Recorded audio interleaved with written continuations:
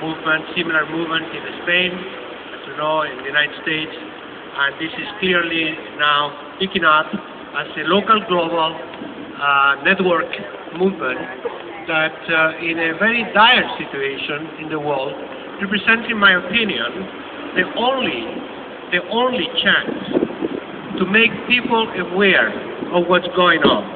What's going on is a system out of control, destroying people's lives to save banks. And the only way to stop it is to reinvent in politics because the current political system simply doesn't work. It's dysfunctional for us. It's very functional for others. But I also think that beyond protest and beyond denunciation, we have to deepen our analytical understanding of what's going on. Not because we are going to write doctoral dissertations about the matter, but because we are those who really need to know better. Because when we want to change the world, we need to understand the world, not to stop at understanding, but as a way to change it and to transform it in terms of the interest of the majority of people, of the 99% of people, as they say in the United States. So, Martin asked me to reflect you on the current work I have been doing for already quite a while, actually, since the fall of 2008, as soon as the crisis was open for everybody. I started with a group of friends and colleagues from around the world to proceed with a systematic analysis of the economic crisis that was unfolding. And so this is what I'm going to share with you. It's not published yet, so this is the world premiere of the presentation of my analysis of the crisis. Then I will try to leave enough time to at least interact with you in any way we can. Now, of course, it's easier to occupy Barcelona under the London wind, but we are moving far north, so we have to adapt to all climatic and police conditions. So, when the crisis, they asked me to give a title, and I thought a cute title was "A Crisis Always Rings Twice," because after the fall of Lehman Brothers in 2008, governments massively intervened. I will come to this in a minute. After a few weeks, a few months, everybody started to say, well, yeah, this is a crisis, but it's a limited crisis, and therefore it's gone, it's already going to be settled, the system is going to be restored, and that's it. And it's an accident, but we will go back to normal soon. You will be able to borrow, consume, be happy with more cars, more houses, bigger everything. So don't worry. Well, here we are again, 3 years later, a much deeper crisis because the crisis has been metamorphosing itself. And the reason for that is this is not a crisis, it's a system. And therefore, unless the roots of the crisis are corrected, it will continue to reproduce in different forms. Why? Because at the roots of this, what we are living, and we have been living the last 3 years in most of the world, not in all of the world, but in most of the world, we have a system which is literally unsustainable. Yes, it's capitalism, but saying that it's capitalism doesn't take us very far. Because there are many forms of capitalism, and we need to know which are the particular species of capitalism.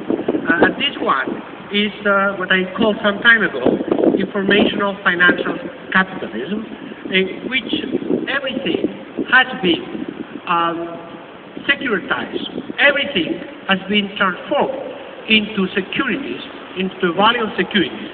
Everything I mean, not only your savings, not only the companies, not only the actual assets, but type type has been privatized and securitized.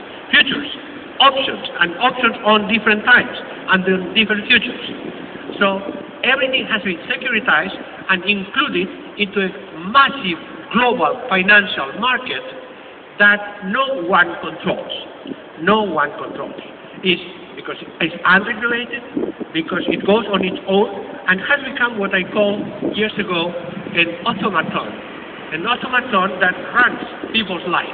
We have created a super robot, and this super robot is controlling everything we do. And therefore, every time we try to do something, say, well, yeah, but the market, the market, we have to worship the market, and we have to do human sacrifices to the market to placate the ire of the market. Who are the market? You know personally any market? And that's my point. My point is that this system has been created. It's a system designed and enacted by people. Not like us, not people like us, but by people. Why?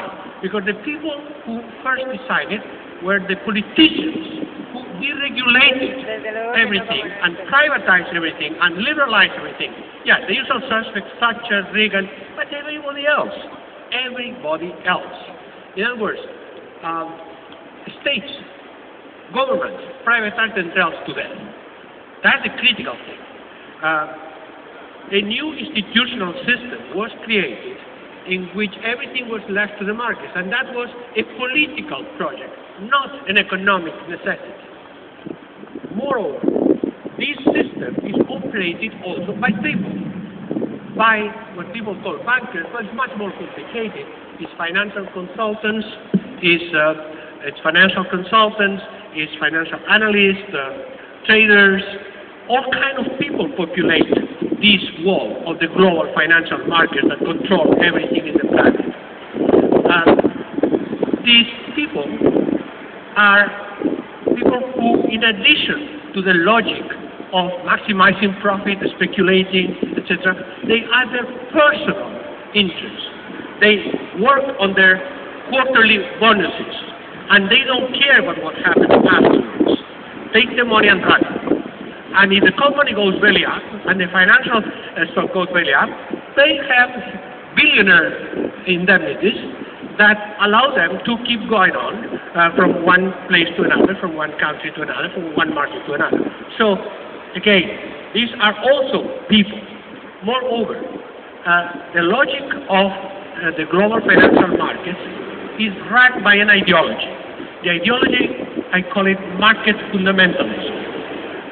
Meaning that the market is self-correcting, that the market can do everything by itself, and any attempt to regulate the market goes against some basic nature, which is the market as the most efficient form of economic and social organization. Well, it's simply empirically false. And in fact, it's so empirically false that many years ago, in 2000, with a group of colleagues, some of them very well known, Will Hutton, Tony Giddens, Paul Volcker, George Soros, we published a book in 2000. The title of the book was On the Edge in 2000, in which I wrote a chapter of how information technology and the automation of trading and securitization of everything using powerful mathematical models was creating a system that was unsustainable because it was feeding itself on creating debt, expanding debt. The system works by selling debt and using the debt to create new debts on the basis of splicing securities of the insurance company that were supposed to actually secure the production of this debt. So, at one point, the market did not rectify itself, did not control itself. The market went off control through the process of what now is called the subprime lending, connected mainly to real estate businesses. But this subprime lending is not an accident. It was designed also to maximize the exposure of people who would have to keep repaying and repaying so that the profit of the financial system would increase dramatically. I can give you just one illustrative figure. I'm not going to talk the statistics here today, but just one interesting figure. The paradox, for instance, in the United States, is that this financial crisis and the collapse of the economy took place at the moment of the greatest increase of productivity linked to the new economy and to the information technology revolution in business and in the economy at large. During the period of 1998, 2008, the 10 years before the Lehman Brothers crisis, productivity in the United States grew in cumulative terms at 30%. 30% more productive the economy in these 10 years. But at the same time, the real wages declined by 3% overall, and particularly for college-educated graduates. In the same period, the financial industry increased its share of profits from 20% to 40%. In other words, all the bonuses of productivity went into the financial sector, not into the rest of the creative, productive economy. And the financial sector used this tremendous level of profit to create more capital, invent more capital, so to the point that today, for €1, dollar, or pound in the world that exists producing the economy, there are 50 pounds created as virtual capital. The ratio between what we produce and what we trade in the financial market is 1 to 50. It was 1 to 10, 20 years ago. In other words, we have virtualized this capitalist system. It's much more than capital. It's fictitious capital. It's fictitious value. It's virtualized capital, unregulated and fed only by the constant lending and relending, borrowing and borrowing, until the system went out of control.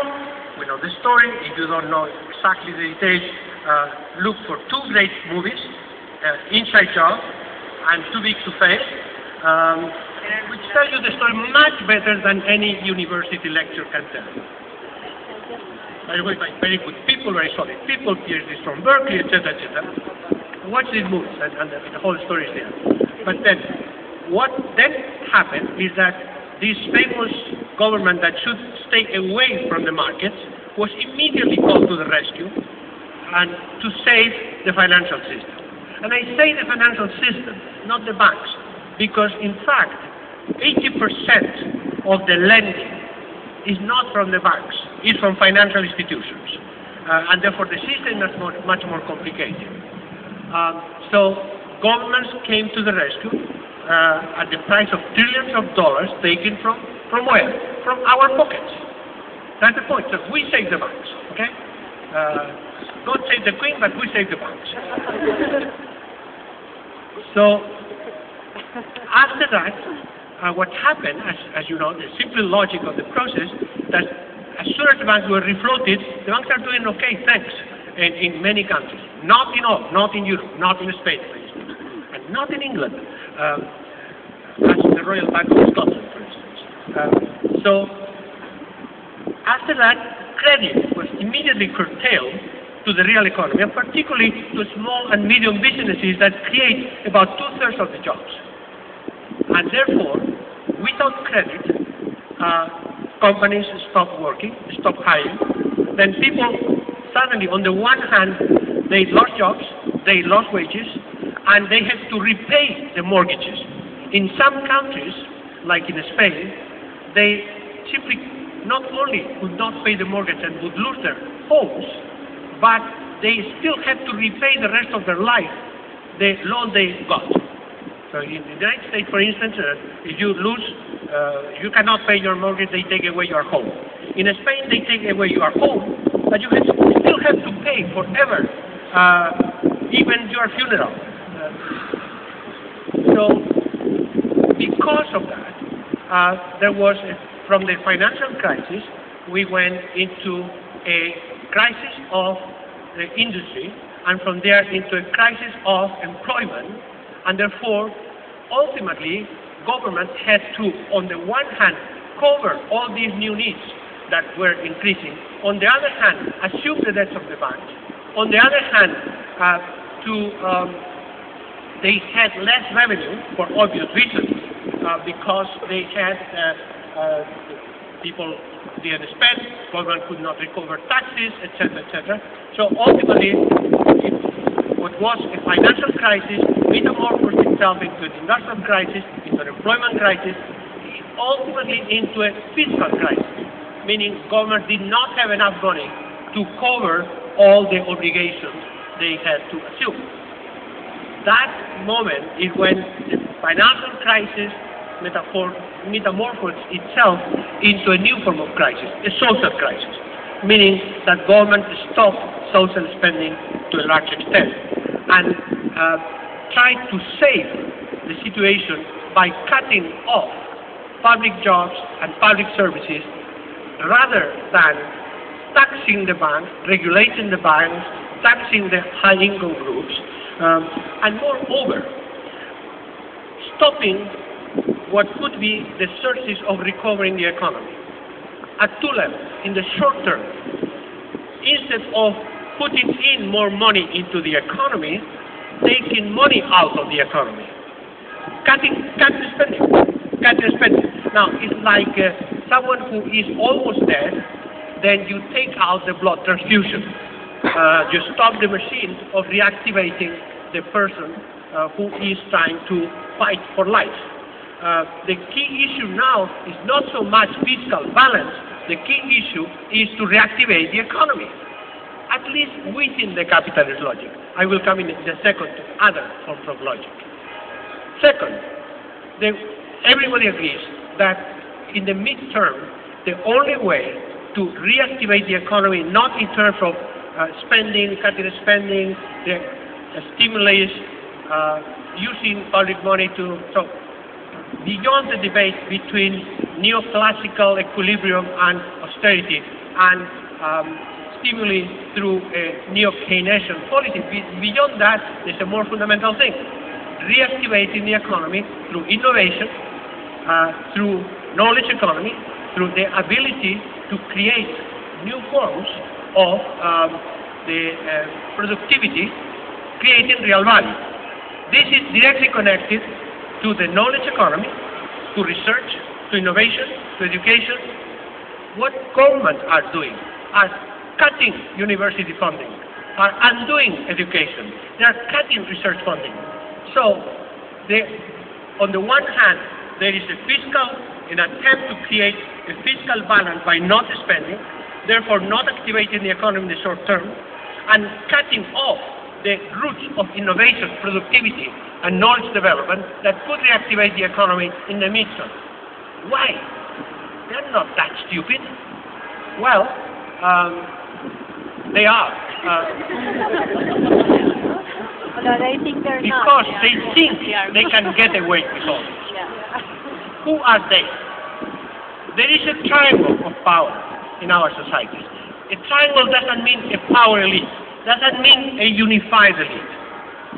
It means three particular segments of dominant elites that have a set of interlocking networks which vary, which change, but that together close all the other exits. One is the financial system, with actual people who benefit and control this decision-making of letting the market decide, but with them in the helm of reaping the profits of these movements of the market, first of all. Second, the media, the corporate media, which on the one hand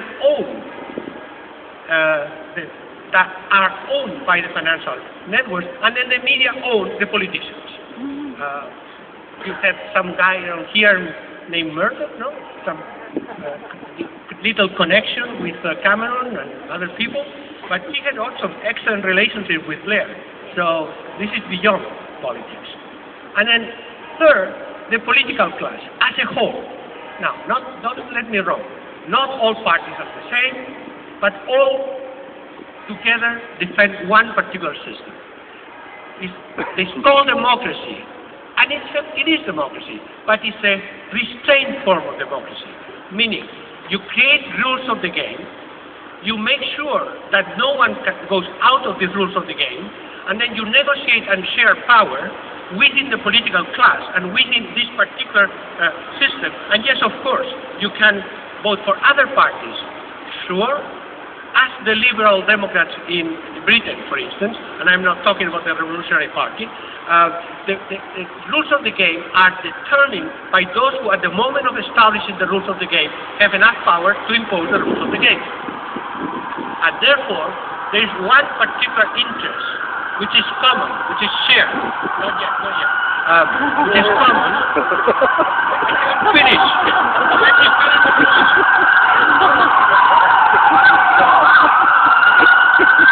Don't worry. I have been in Paris in May '68. This is not finished. So, this particular form of power is very simple. Politicians rule within the institutions. They make sure the political class as a whole is safe. And then they debate among themselves. The financial system controls economic life, locally and globally. The media system tries to control our minds. And then they relate to each other in different strategies, in different power games. Sometimes it's very simple. Berlusconi takes over everything until women got him. In other cases, it's more complicated, but ultimately, no one goes out of this triangle of power. So, if you look at the profits of the banks in the last 3 years during the crisis, they have kept increasing dramatically. In some cases, the highest in history. If you look at social spending, has been reduced. If you look at elections, it's very simple. When people are fed up with their government, they elect the other party, which will do the same policies, basically, at this point. We have a very spectacular case in Spain these days. The socialists were voted out because they were doing the right-wing policies all these years. And then people elect the party that is going to do even more of the right-wing policies. So that's what I said in terms of closing the exits.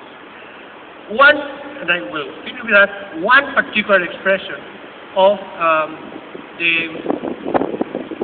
the crisis is what's happening in the Eurozone these days, in which the connection between interests of elites and power and what happens in the economy is absolutely clear. The euro as a currency, and I wrote this when the euro was created, can only be sustained under two conditions, as all currencies in history. Either the economies converge towards similar levels of productivity and competitiveness, that's one thing, and then express the same economies, or there is a transfer system between the economies of a very large scale until finally the whole economy converges, meaning that the currency ultimately has to be backed by one state. The euro was not predicated on the possibility of really converging economies. They didn't. Productivity levels, competitiveness levels, etc. And no state at that point existed to back up the currency.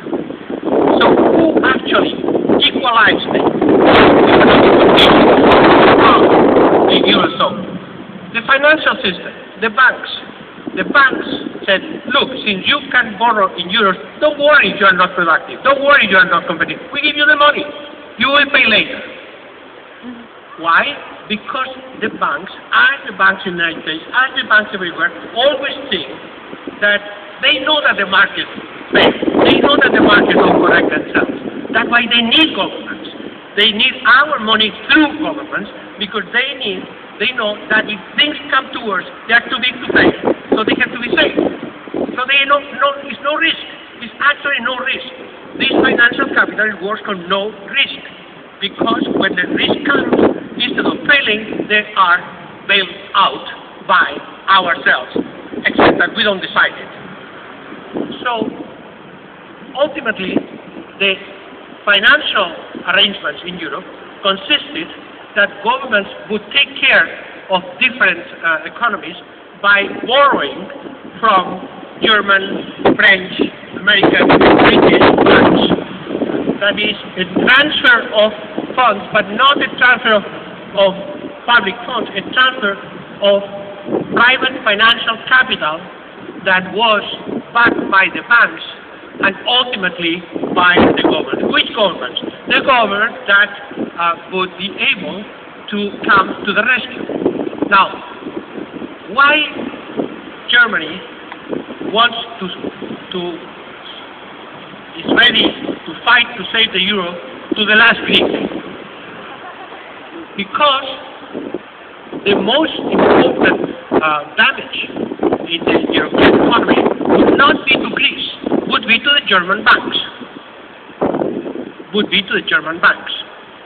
And therefore, moreover, the whole model, this model economy, Germany, growing, being stable, well, it's actually, you know what? It's not a German model, it's a Chinese model.